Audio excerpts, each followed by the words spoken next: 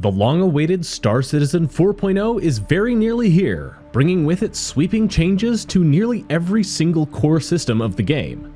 From UI improvements, new weapons, ship components, and more, it's almost a completely new game from before. And one of the biggest changes is to the power management system. Gone is the clunky old power triangle, replaced by a sleek new interface that allows you to truly fine-tune and adjust power to every component in your ship. So, if you haven't had a chance to mess around with it quite yet, here's a quick guide on how the new power management system works in Star Citizen. On the new power management display, you'll see that each component has its own allocation of power pips. From left to right, you'll find weapons, thrusters, shields, quantum drive, life support, and coolers. If your ship has an EMP or a quantum snare, these will also be included, and will require power allocation before they can be used. The number of power pips are determined by the size and number of power plants that your ship has loaded. So ships with multiple or higher quality power plants will have more power to allocate between their onboard systems. The more power pips that are assigned to a particular system, the better it will function.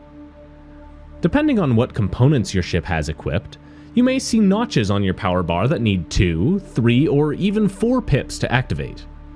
This varies from component to component, and a single component can draw a very large amount of power to turn on, so you need to be careful as to what components you equip to your ship. For example, you may have 2 shields equipped, each requiring 2 pips to power them normally. If you put only 2 pips total into your shields, both shields will turn on, providing the full HP pool of your equipped shields, but the recharge rate will be cut in half.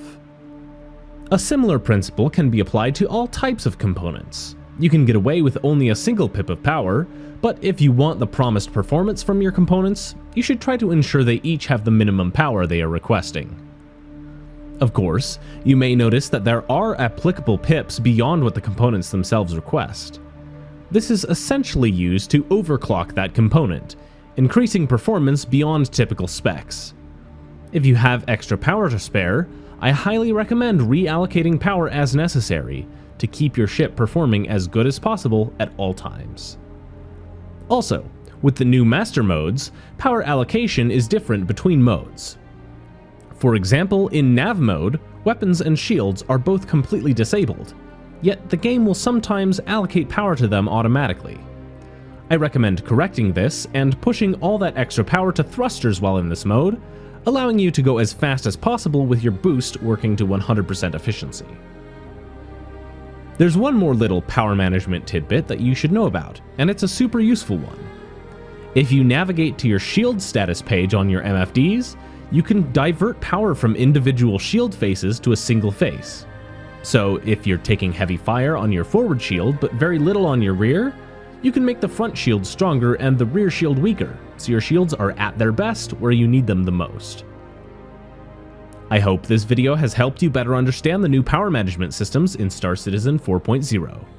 I'll be covering component changes in a later video, so stay tuned for that one as well.